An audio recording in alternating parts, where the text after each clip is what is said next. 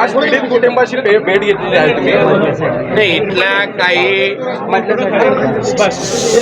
जिहादी मानसिकतेच्या हिरव्या सापांना गजनीचा रोग झालेला आहे.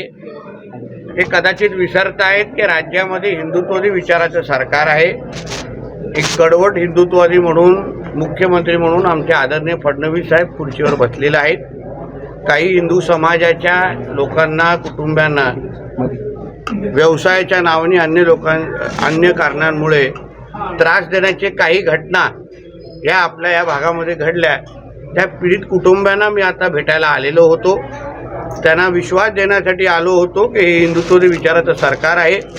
या हिरव्या सापांची वळवळ पाकिस्तानमध्ये चालणार, आमच्या हिंदू राष्ट्रामध्ये चालणार नाही आणि म्हणून हे सरकार त्यांच्याबरोबर